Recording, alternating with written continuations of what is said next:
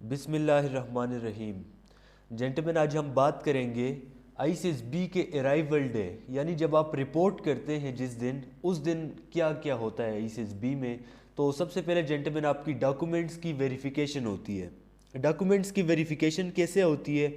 आपके original documents वहाँ पे चेक होते हैं। मैट्रिक की डीएमसी, एफएससी की डीएमसी, मैट्रिक का जो सनद होता है जो आपको बोर्ड की तरफ से मिलता है, ये चीज़ें ओरिजिनल चेक होती हैं। इसके बाद आपका कोरोना कार्ड होना ज़रूरी होता है और ये डॉक्यूमेंट्स वेरिफिकेशन होती है।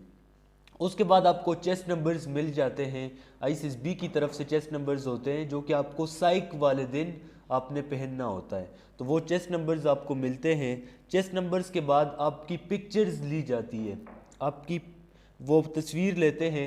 तस्वीर के बाद आपको हॉस्टल यानी रूम्स जो होते हैं वो अलाउट होते हैं। तो ये रूम्स आपको मिलेंगे वहाँ पे आईसीएसबी में। तो रूम्स के बाद जेंटलमैन आपको भेजा जाएगा मेस, जहाँ पे आप लोग खाना वगैरह खाएंगे। खाना जैसे ही आप लोगों ने खा लिया, उसके बाद आपको कहेंगे कि आपने रिपोर्ट करना है जौहर हाल। जौहर हाल जब आप जाएंगे जेंटलमैन, जौहर हाल में आपके पास 2 ब्लू पेन होने चाहिए, मास्क होना चाहिए, सैनिटाइज़र होना चाहिए और ग्लव्स आपके पास लाजमी होने चाहिए। जेंटलमैन, जौहर हाल में 4 बायोडेटा फॉर्म्स आपको दिए जाएंगे।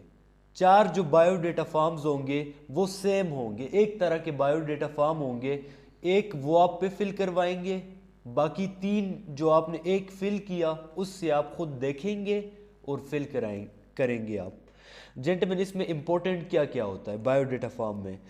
सबसे पहली चीज़ आपकी फेवरेट पर्सनालिटी, ये आपने अभी से यहाँ से तैयार करके जाना है। और रीज़न क्यों आपकी फेवरेट पर्सनालिटी है वो, तो आपने वो लिखना है। इसके बाद which type of friends do you like, किस किस्म के दोस्त आपको पसंद हैं, तो आपने ये लिख देना है। जेंटलमैन, आपकी हॉबीज़ क्या है? आपने अपने हॉबीज़ या इंटरेस्ट ये आपने वहाँ पे लिखने होते हैं बायोडेटा फॉर्म में। इसके बाद which career will you adopt after not recommendation, अगर आप नॉट रिकमेंड हो गए तो कौन सा कैरियर आप अडॉप्ट करेंगे और क्यों वो कैरियर आप अडॉप्ट करेंगे, ये बहुत इंपॉर्टेंट है। इससे डिप्टी प्रेसिडेंट भी आपसे यही पूछेगा, जीटीओ भी पूछेगा, साइक का अगर इंटरव्यू हुआ तो वो भी आपसे पूछ सकता है। तो ये बहुत इंपॉर्टेंट है और रीज़न आपने देनी है। अगर आप पुलिस में जाएंगे फॉर एग्जांपल, तो क्यों जाएंगे, सीएसएस करेंगे क्यों करेंगे, फार्मेसी करेंगे क्यों करेंगे, जो भी आप करेंगे तो क्यों करेंगे, रीज़न लाजमी आपने अच्छा होना चाहिए आपका। इसके बाद जेंटलमैन, आपको अपने लैंड का इंफॉर्मेशन होना चाहिए, ज़मीनों का, आपकी कितनी ज़मीनें हैं, किस तरह से एग्रीकल्चरल है, जो भी है कमर्शियल है, तो आपने सब कुछ आपको अंदाज़ा होना चाहिए। कितना एरिया कितना है आपका लैंड का, कितने कनाल पे हैं, तो ये सारा आपको पता होना चाहिए। इसके बाद कंप्यूटर, लैपटॉप और मोबाइल के बारे में आपको इन्फॉर्मेशन होना चाहिए। अगर आपके पास कंप्यूटर है उसका रैम पूछते हैं, उसका प्रोसेसर पूछते हैं कौन सा है, मॉडल पूछते हैं। लैपटॉप है उसका रैम, प्रोसेसर, मॉडल। और मोबाइल अगर है तो उसकी ये जो रैम होता है और प्रोसेसर, ये सब कुछ आपसे उस फॉर्म में पूछते हैं, तो आपको इसका पता होना चाहिए। जेंटलमैन, ये अभी न्यू ऐड हुआ है, तकरीबन लास्ट कोर्सेज में भी था, लेकिन बहुत इंपॉर्टेंट है ये। Social media apps timing, Facebook कितना यूज़ करते हैं आप, यूट्यूब कितना यूज़ करते हैं, टिकटॉक कितना यूज़ करते हैं, स्नैपचैट, इंस्टाग्राम, ये सारी चीज़ें आपको पता होनी चाहिए। वहाँ पे आता है कि कितना कितना आप यूज़ करते हैं, तो आपने आगे लिखना है। फेसबुक अगर 1 घंटा करते हैं, यूट्यूब 2 घंटे करते हैं, जो भी करते हैं फिर आपसे डिप्टी पूछेगा सोशल मीडिया कितना यूज़ करते हैं। डीमेरिट्स में सबने लिखा होता है कि excess use of social media, तो यहाँ से कंफर्म हो जाएगा कि आप झूठ बोल रहे हैं या सच बोल रहे हैं। इसके बाद जेंटलमैन, ये तो पहला फॉर्म, जो 4 बायोडेटा फॉर्म्स थे ये फिल हो गए।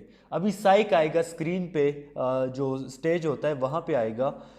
स्टेज पे वहाँ पे एक स्क्रीन लगी होगी, उस पे आपको समझाएगा। तो साइक का एक फॉर्म होता है, वो आपने फिल करना है। साइक के फॉर्म के बाद डिप्टी प्रेसिडेंट एक आएगा, वहाँ पे आपको एसे देगा। एसे डिप्टी भी हो सकते हैं और मोस्टली जो स्टाफ होते हैं वो आपको देता है एसे।